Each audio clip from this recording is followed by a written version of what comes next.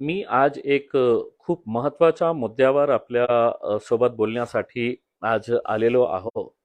आपल्याला माहीतच असेल की मागच्या काही दिवसामध्ये आपण हे बघत आहे, वाचत आहे की औरंगाबादमधला आदर्श नागरी पतसंस्था घोटाळा किती मोठा आहे.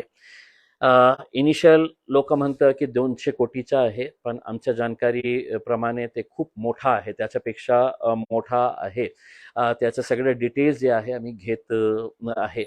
पण एक प्रश्न उपस्थित होतो की हे का पहिला घोटाळा आहे पतसंस्थेचा, किंवा हे लास्ट घोटाळा आहे, याच्यानंतर काही घोटाळे होणार नाही. हे कोणी याचं उत्तर देणार? हे हे वारंवार हे घोटाळे पतसंस्थेचे, हे जे कॉपरेटिव्ह बँक्सचे घोटाळे जे आहे ते का होऊ राहिले, आणि का हे गोरगरिबांच्या पैशाचा संरक्षण आपण करू शकत नाही? कुठे त्रुटी आहे आपली? जे त्रुटी आहे हे सरकारला बघायचं असतं. सामान्य लोकांना काही देणं घेणं नसतं. सामान्य लोक फक्त हे बघतं की माझ्या आयुष्यातले जी कमाई आहे, जे 2 लाख रुपये मी जमा केली, 3 लाख केली, 5 लाख रुपये केली, जे जीवनभर कष्ट करून मी जे पैसा इकट्ठा केलेला आहे, ते पैसा एका बँकामध्ये ठेवले, ते बँक किंवा ते पतसंस्था जे जास्त इंटरेस्ट रेट देते. आणि बहुतेक अशा बँक्समध्ये, अशा पतसंस्थामध्ये पैसे टाकणारे कोण लोक आहे? जे लोक जीवनभर कष्ट करतं, जीवनभर मेहनत करून ते पैसा गोळा करतो आणि ते पतसंस्थामध्ये टाकतं. कारण त्यांना एक लोभ असतं, त्यांना लोभ दाखवण्यात येतं की आम्ही तुम्हाला नॅशनलाइज्ड बँक्स पेक्षा खूप जास्त आम्ही इंटरेस्ट रेट देतं. आणि याचा परिणाम काय होतो? इतकं जास्त पैसा ते इकट्ठा करतो, करोडो मध्ये ते लोकांकडून ते इन्व्हेस्टमेंट्स अट्रॅक्ट करतो, इन्व्हेस्टमेंट्स घेतो. काही महिने, काही वर्ष ते प्रामाणिकपणे ते पैसा देतो. आणि मग त्याच्यानंतर त्यांचे डायरेक्टर्स असू द्या, बँकेचे चेअरमॅन असू द्या, आणि हे लोक कोण आहे? आपण आपल्या शहराचे जे जे पतसंस्था आहे, मोठे मोठे पतसंस्था, हे चालवणारी पतसंस्था कोण कोण आहे? हे सर्व लोक कुठे ना कुठे राजनैतिकशी संबंधित आहे. म्हणजे याचा अर्थ हे आहे की गोरगरीब लोकांचा पैसा आम्ही घेतलं आणि आपल्या स्वतःसाठी वापरलं, तर आमच्या कोणीही काही वाकडा करू शकत नाही, कारण आमच्या पॉलिटिकल लिंकिंग्स इतकं स्ट्रॉंग आहे आणि आमच्याकडे इतका मोठा पैसा झालेला आहे की आम्ही सगळ्यांना मॅनेज करू शकतो.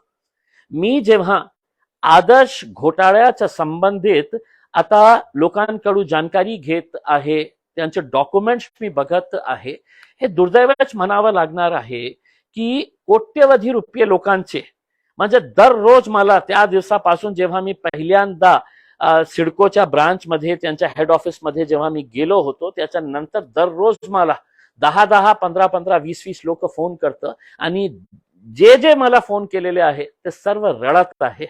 ते रडत आपली व्यथा मांडत आहे की साहेब, मी कष्ट करून 2 लाख रुपये बँकेत जमा केलं होतं, मी 3 लाख रुपये जमा केले होते, कोणी 10 लाख, कोणी 20 लाख, कोणी 25 लाख, कोणी 50 लाख रुपये, आपल्या आयुष्याची कमाई, रिटायरमेंटच्या नंतर पीएफ काढून, त्यांच्या ग्रॅच्युटीचे अमाऊंट काढून, किंवा शेतकऱ्यांनी आपलं शेत विकून ते पैसे पतसंस्थेमध्ये टाकतो. कशासाठी? तर आपल्या येणाऱ्या काळामध्ये आपल्या मुलाला शिक्षणासाठी आपल्याला ते पैसे लागतील, आपल्या मुलीचं लग्न करायचं आहे त्याच्यासाठी हे पैसे लागतील, आपल्याला काही झालं तर मेडिकल ट्रीटमेंटसाठी ते पैसे आम्हाला उपयोगी पडतील, हे कारणास्तव. किंवा आपल्याला घर बांधायचे आहे, 2 रूमची खोली बांधायची आहे, याच्यासाठी जीवनभर कष्ट करून हे पैसे लोक इकट्ठा करतात. आणि एक दिवस त्यांना असं पेपरमध्ये वाचून असं करतं की बँकेने याच्यावर, आरबीआयने याच्यावर निर्बंध टाकलेला आहे, कॉपरेटिव्ह डिपार्टमेंटने याच्यावर निर्बंध टाकलेला आहे, आणि असं सांगितलेलं आहे आता हे बँक बुडालेली आहे, हे पतसंस्था बुडालेली आहे, आता याच्यामध्ये तुम्ही कारभार करू नये. म्हणजे याचा अर्थ हे आहे की तुमचे जे पैसे आहेत याच्यामध्ये, जे तुम्ही या भरोश्यावर ठेवले होते की हे तर गव्हर्नमेंट रेग्युलराइज करतं, हे मॉनिटर करतं हे सगळं, गव्हर्नमेंट डिपार्टमेंट्स याला मॉनिटर करतो. या भरोश्यावर तुम्ही आपल्या जीवनभर आयुष्यभरची जी कमाई असतं तर त्याच्यावर तुम्ही डिपॉझिट करतं, इन्व्हेस्ट करतो. एक भरोसा असतं की नाही बाबा सरकार याच्या. पण मागच्या काही वर्षामध्ये आपण बघितलेलं आहे की जे सरकारमध्ये बसलेले लोक आहे ते स्वतः अशी पतसंस्था चालवत आहे, असे कॉपरेटिव्ह सेक्टर्सचे डायरेक्टर आहे. मग याचा अर्थ हे आहे की लोकांना याच्यामध्ये पैसा का टाकू, ज्याची गॅरंटीच नाही राहिलेली आहे. आता माझी अपेक्षा हे होती की आदर्शचा जे घोटाळा निघाला होता, आम्ही पोलीस कमिशनरांसोबत बसलो, आम्ही सगळं वरिष्ठ अधिकाऱ्यांसोबत बसलो, त्यांची एक कृती समिती तयार झालेली आहे. आणि मलाही विश्वास नाही होता की इतके हजारोंची संख्या मध्ये लोक रस्त्यावर येते, की आमचे पैसे अटकलेले आहे. आणि ज्या लोकांना मी भेटलो, ज्या म्हातारी बायांना मी भेटलो, ज्या प्रकारे जे रडत होते, कोणाचे 1,00,000 रुपये, 2,00,000 रुपये, 5,00,000 रुपये, अनेक असेही लोक होते की समृद्धीमध्ये आपल्या शेती गेलेली आहे, जास्त पैसा मिळालेला आहे, चला आपण या पतसंस्थामध्ये ठेवू, या कॉपरेटिव्ह बँकमध्ये ठेवू. परिणाम काय झाला? ते डायरेक्टर्स पैसे घेऊन, ते चेअरमॅन पैसे घेऊन पळाले. आणि पळाले म्हणजे असं पळाले नाही, त्यांनी त्या पैशाचा वापर आपल्या स्वतःला कशा आपली प्रॉपर्टी वाढवता येईल, स्वतःची प्रॉपर्टी कशी वाढवता येईल याच्यासाठी त्यांनी उपयोग केला. त्यांना माहित होतं की हे गोरगरीब लोक जाणार कुठे. आणि हेच परिस्थिती होती, आपल्याला स्पष्टपणे सांगतो की कोणी त्यांचे वाली नाही होते. अनेक दिवसापासून ते इतके या पुढारीकडे जायचं, त्या पुढारीकडे, या मंत्रीकडे जायचं असणे. एकदा मलाही माझ्याकडेही आले आणि मी त्यांना शब्द दिले की मी येतो तुमच्याकडे. मी गेलो जेव्हा तर मला कळाले की किती गंभीर हे मुद्दा आहे. आता माझी अपेक्षा हे होती की महाराष्ट्राच्या विधानसभेचा अधिवेशन आता सुरू आहे, 2 दिवस झाले. आणि माझी अपेक्षा हे होती की या 2 दिवसामध्ये मुख्यमंत्री असू द्या, वित्तमंत्री असू द्या, सहकार मंत्री असू द्या, 2-2 किती गप्पा मारत होते की आता आमची डबल इंजिनची सरकार आहे, आता ट्रिपल इंजिन लागलेला आहे, किती विकास करणार आहे, आपला स्वतःचा विकास. हे गोरगरिबांच्या पैशाच्या बाबतीत का एक शब्दही काढले नाही तुम्ही? काय याचा अर्थ काय आहे की नाही आम्हाला संरक्षण आहे त्या मानकापेला, ते जे डायरेक्टर आहे, ते जे चेअरमॅन आहे. आणि किती उदाहरण देऊ आपलं. आता महाराष्ट्र स्टेट कॉपरेटिव्ह बँक घोटाळा कोणी सांगितलं होतं? किती पैशाचा घोटाळा आहे? 25,000 कोटीचा. कोणी सांगितलं होतं? हायकोर्टांनी, बॉम्बे हायकोर्टनी निर्देश दिलं की याची चौकशी व्हायला पाहिजे. आणि आपल्याला भाषण, मला नाव घेण्याची आवश्यकता नाही आहे, ज्या प्रकारे त्यांनी भाषणमध्ये हे सांगितलं होतं, महाराष्ट्र स्टेट कॉपरेटिव्ह बँक घोटाळा. मित्रो, काय झालं त्याचा? घोटाळा तुम्ही कोणी केलं, कोणत्या प्रकारे केलं, कधी केलं, हे सगळे सांगणारे तुम्ही. आणि सरकारमध्ये त्यांनाही तुम्ही बसवणार आहे. आणि हे जे गोरगरीब लोक आहे यांच्या बाबतीत काही बोलणार नाही. आता मी महाराष्ट्राचे मुख्यमंत्री, सहकार मंत्री आणि 2 उपमुख्यमंत्री यांना हात जोडून विनंती करतो, 2 दिवस आपल्याला मी देतो. या 2 दिवसामध्ये महाराष्ट्राच्या विधानसभेमध्ये तुम्ही एक घोषणा करा की जे पतसंस्था रिकॉग्नाइज्ड आहे, जे पतसंस्था कॉपरेटिव्ह डिपार्टमेंट्सने त्यांना रिकॉग्नाइज केलेले आहे, किंवा जे कॉपरेटिव्ह बँक्स जे आरबीआय ने त्याची मॉनिटरिंग करत आहे, आणि त्याच्यामध्ये माझे पैसे काही असतील, तुमचे पैसे काही असतील, याची जबाबदारी महाराष्ट्र सरकारने घ्यायला पाहिजे. महाराष्ट्र सरकारने हे लोकांना आश्वासन द्यायला पाहिजे की समजा एक पतसंस्था बुडाली, त्यांचे डायरेक्टर तुमचे पैसे नेऊन पळाले, तर आम्ही त्याची गॅरंटी घेणार आहे. कारण मॉनिटरिंग तुम्हाला करायचे आहे, त्यांच्यावर नजर ठेवण्याची जबाबदारी तुमची आहे.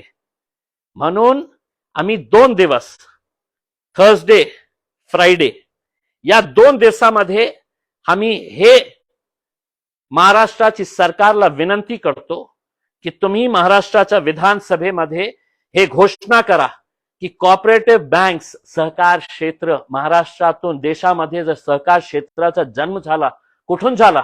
हे माझ्या महाराष्ट्रातून झाला. पण त्यावेळचा सहकार क्षेत्र कशा होता आणि या काळामध्ये कशा सहकार क्षेत्र चालवते हे सगळ्यांना माहित आहे की कसे आपले शुगर मिल्स, कसे आपले बँक्स, कसे आपले कॉटन फेडरेशन, कसे आपले सोसायटीज, पतसंस्था हे कोणी चालवत आहे?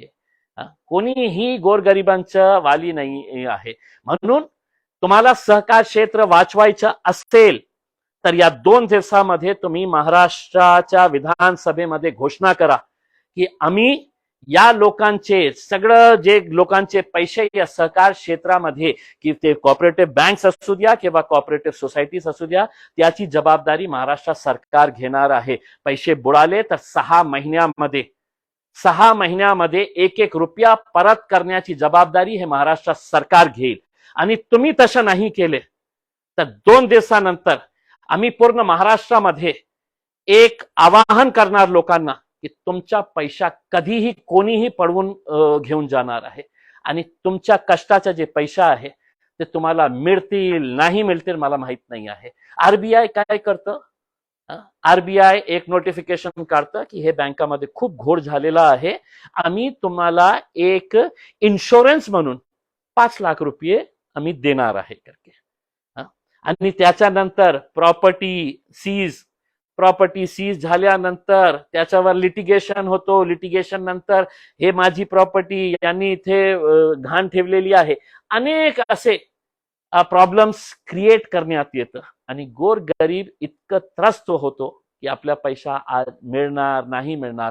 म्हणून मी हात जोडून विनंती करतो महाराष्ट्र सरकारला, या गोरगरिबांसाठी मी खूप मोठी घोषणा करत आहे. मला माहित आहे की या नियमामध्ये बसत आहे नाही बसत आहे, पण कोणीतरी बोलायला पाहिजे. म्हणून मी आपल्याला 2 दिवसाचा कमीत कमी आपण कशाही असा फालतू मुद्द्यावर आपण चर्चा करत आहे, एकदा एक चांगल्या मुद्द्यावरही आपण चर्चा करा. हे जे पैसे कोट्यवधी रुपये अनेक बँकामध्ये पतसंस्थांमध्ये लोकांनी ठेवलेले आहे, त्याची गॅरंटी घेण्याची जबाबदारी हे महाराष्ट्र सरकार घेणार आहे. आणि लोकांनी आपले पैसे सुरक्षित समजा, त्या बँकेतून पैसे, त्या पतसंस्थातून पैसे काढण्याची आवश्यकता नाही अशी घोषणा करा. नाहीतर येणाऱ्या सोमवारी पासून तुम्ही बघेल की कॉपरेटिव्ह सोसायटीज, कॉपरेटिव्ह बँक्सच्या समोर किती लोक लाईन लावतील आणि आपले आपले पैसे बँकेतून काढतील. आणि याची संपूर्ण जबाबदारी कोणाची असेल तर हे महाराष्ट्र सरकारची असणार आहे. आदर्श जेव्हा घोटाळा झाला, दुर्दैव आहे, खूप दुर्दैव आहे. केंद्रातले 2 मंत्री आहे, रावसाहेब दानवे, डॉक्टर भागवत कराड, भाषण एकही भाषण त्यांचं असं नाही आहे की ज्याच्यामध्ये त्यांनी बोललं नाही की देशचे सगळे बँक्स माझ्या अखत्यारीत येते. आदर्श अतुल सावे साहेब सहकार मंत्री होते, माझे शहरातले होते, एकदाही तिथे गेलं नाही. लाजवणारी गोष्ट तर हे आहे की जेव्हा हे लोक रस्त्यावर होते आदर्शचे, तर त्याच दिवशी डॉक्टर भागवत कराड साहेब आपला वाढदिवस साजरा करत होते. मग कुठे गेले आमच्या शहरातले जे इतकं मंत्री महाराष्ट्र सरकारने दिलेली आहे, ट्रिपल इंजन सरकारनी, की किती मंत्री आहे आमच्याकडे? रावसाहेब दानवे आहे, डॉक्टर भागवत कराड आहे, अब्दुल सत्तार साहेब खूप दांडगे मंत्री आहे, मग आपले भुमरे साहेब आहे, मग दानवे साहेब आपले हे दानवे आहे, अंबादास दानवे साहेब विरोधी पक्षातले. 2 दिवस घोषणा करा, नाही तर सहकार क्षेत्राच्या काय हाल होतील मला माहित नाही आहे. आपल्या सर्वांची जबाबदारी आहे हे सहकार क्षेत्राला वाचवण्याची, पण याच्यासाठी तुम्हाला पुढे येण्याची आवश्यकता आहे. खूप खूप धन्यवाद.